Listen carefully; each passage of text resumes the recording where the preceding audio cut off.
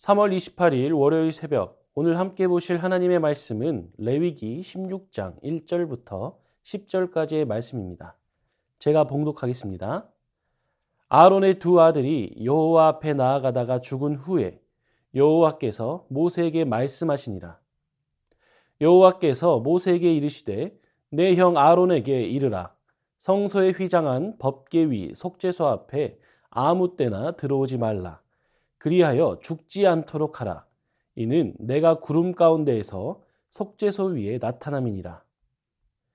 아론이 성소에 들어오려면 숫송아지를 속죄제물로 삼고 순양을 번제물로 삼고 거룩한 세마포 속옷을 입으며 세마포 속바지를 몸에 입고 세마포 띠를 띠며 세마포 관을 쓸지니 이것들은 거룩한 옷이라. 물로 그의 몸을 씻고 입을 것이며 이스라엘 자손의 회중에게서 속죄제물로 삼기 위하여 순염소 2마리와 번제물로 삼기 위하여 순양 1마리를 가져갈지니라.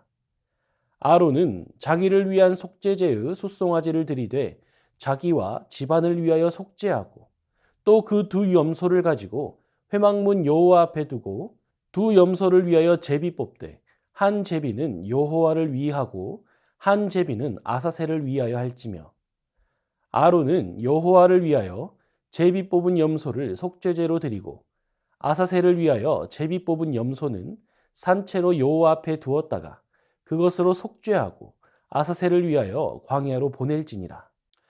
레위기 16장은 이스라엘의 가장 거룩하고 중요한 절기인 대속죄일에 관한 규례를 다루고 있습니다. 대제사장은 1년에 단 하루 지성소에 들어가서 백성들의 해결되지 못한 죄를 속하고 1년 동안 쌓여왔던 부정결을 해결하기 위한 제사를 드렸습니다. 그 하루가 바로 대속죄일입니다. 1년에 단 하루 지성소에 계신 하나님을 대면하는 절기인 것입니다.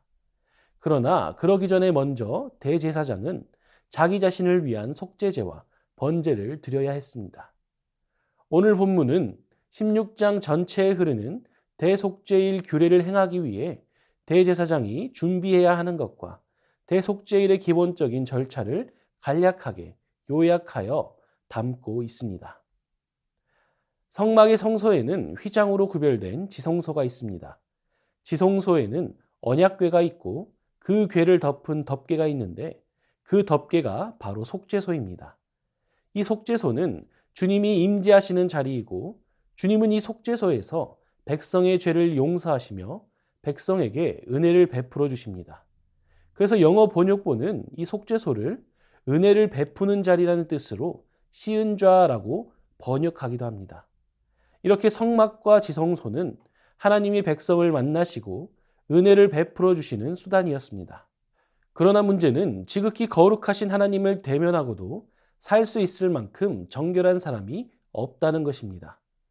모든 사람이 죄를 지었고 이스라엘 백성도 마찬가지며 대제사장 역시 죄인인 것입니다. 그들이 아무리 자기의 부정을 씻는다 할지라도 주님을 대면할 수 있을 만큼 깨끗해질 수는 없었습니다. 그래서 주님이 임재하시는 속죄소가 있는 지성소는 항상 두꺼운 휘장으로 가려져 있었고 아무도 그 안에 들어가지 못하도록 금지되어 있었습니다. 그런데 감사하게도 하나님께서 1년에 단 하루 한 사람을 이곳 지성소에서 만나주십니다. 대속죄일에 이스라엘을 대표하여 대제사장을 만나주시는 것입니다. 그러므로 이날은 이스라엘 백성에게 있어 가장 거룩한 날이고 가장 큰 절기인 것입니다. 이렇게 가장 거룩하고 큰 절기인 대속죄일에 대제사장이 지성소에 들어가 주님을 만나기 위해서는 복잡한 정결의식을 행해야 했습니다. 먼저 자신을 위해 숫송아지와 순양을 준비하여 속죄제와 번제를 드려야 했습니다. 그리고 물로 몸을 씻고 모시로 만든 세마포 옷을 입어야 했습니다. 대제사장도 부정한 죄인이기에 먼저 자신을 씻어야 했던 것입니다. 또한 대제사장이 백성 앞에 설 때에는 하나님을 대신하기에 화려한 대제사장에 오신 에봇을 입었지만 백성을 대표해서 주님 앞으로 나아갈 때는 겸손을 상징하는 세마포 흰옷을 걸쳐 입고 나아가야 했습니다. 이렇게 자신을 위한 속죄를 마친 후에야 대제사장은 백성을 위한 속죄 제물과 번제물을 바칠 수 있었습니다. 순염소 2마리를 회막문 여호와 앞에 세우고 제비를 뽑아 한 마리는 여호와께 속죄 제물로 드렸습니다. 그리고 다른 한 마리는 백성의 죄를 대신 지고 아사셀을 위해 광야로 보내야 했습니다. 이런 복잡한 정결 과정을 거친 후에야 비로소 대제사장이 지성소로 들어가 거룩하신 하나님을 만날 수 있던 것입니다. 그런데 오늘 본문 1절을 보면 하나님은 절차를 무시하여 화를 당한 아론의 2아들 사건을 상기시키십니다. 1절입니다. 아론의 2아들이 여호와 앞에 나아가다가 죽은 후에 여호와께서 모세에게 말씀하시니라.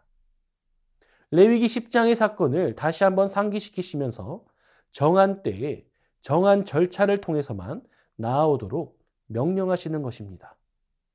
이토록 절차에 대해 강조하시는 이유가 무엇입니까? 우리에게 무슨 자격이 있어서 원하면 언제든지 하나님께 나아갈 수 있는 것이 아니기 때문입니다. 그 자격은 오로지 하나님께서만 주시는 것입니다. 우리가 확보할 수 있는 것이 아닙니다. 우리에게는 그럴 능력이 없습니다. 우리가 죄인이기 때문입니다.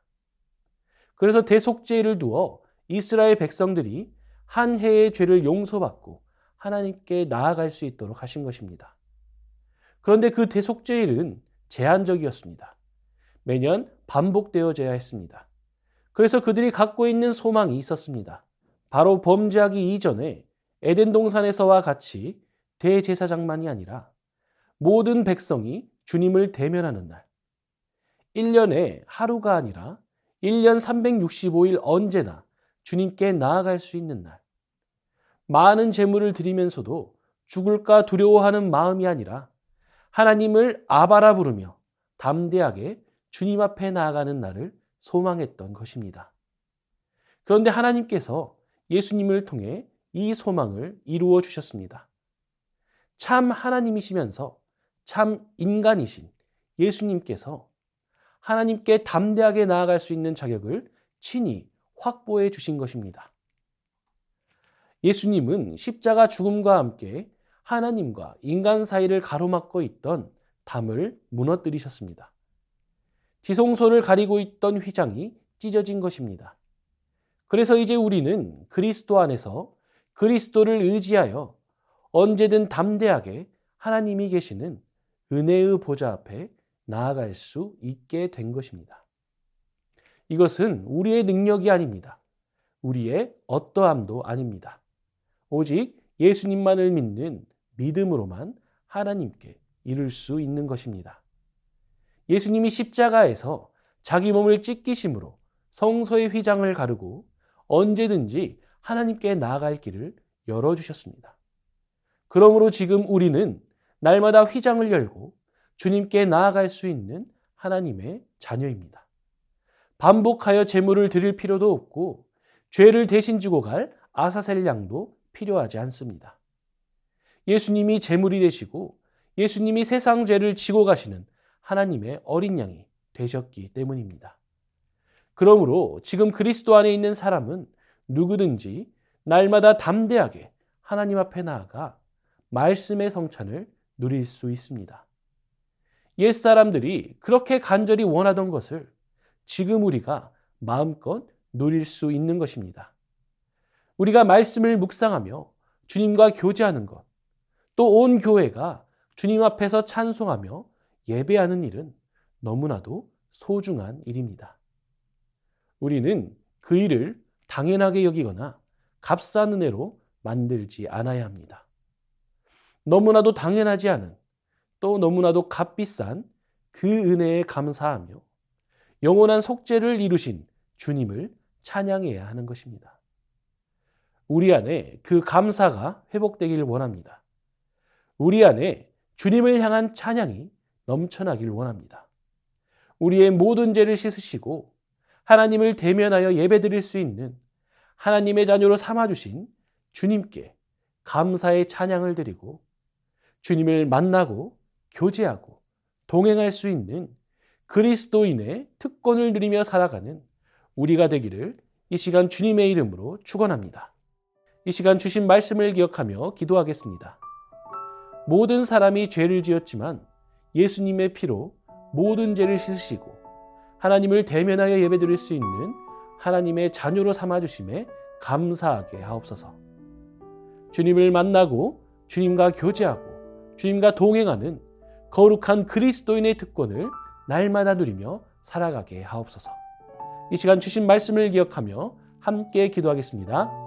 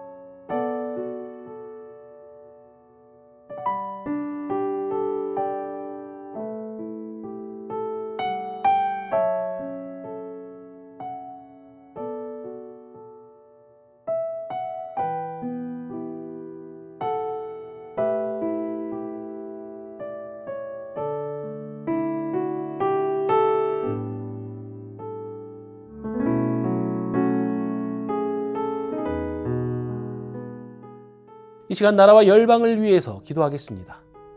하나님께서 친히 이 나라의 정치, 경제, 사회, 문화, 외교를 주장하여 주옵소서. 한반도와 열방 가운데 하나님의 평화를 허락하여 주옵소서. 이 시간 나라와 열방을 위해 함께 기도하겠습니다.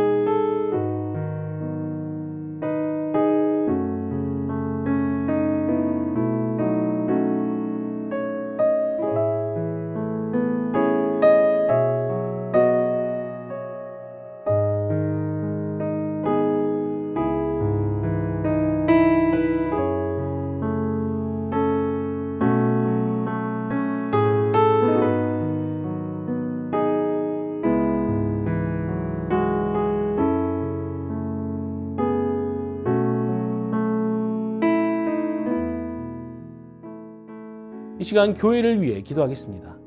성령께서 세우시는 교회, 그리하여 온 성도가 주님을 본받는 교회 되게 하옵소서. 코로나 확진된 분들을 온전히 회복시켜 주시고 시니어 어르신들의 영육을 강건케 하옵소서. 이 시간 교회를 위해 기도하겠습니다.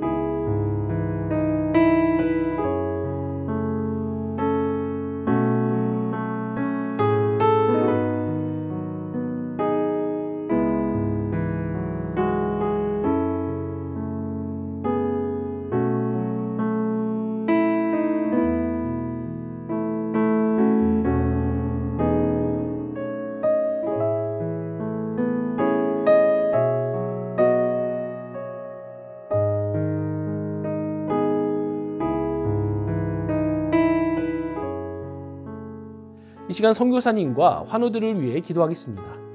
캄보디아 조학현 정승원 선교사님을 위해 기도하실 때 영육 간의 강건함 허락하여 주시옵소서.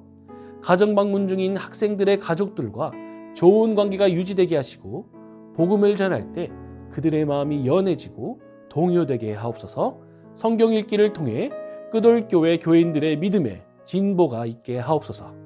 또한 환우들을 위해 기도하실 때 추명우 성도님, 김인혜 집사님, 최혁기 성도님, 이길태 집사님, 김찬준 집사님, 김영자 권사님, 정순금 권사님, 김봉남 권사님, 김광순 집사님, 박문천 집사님, 정성애 집사님의 어머님 이외의 모든 환우들 가운데 치유와 회복의 은총 베풀어 주시도록 선교사님과 환우들을 위해 함께 기도하겠습니다.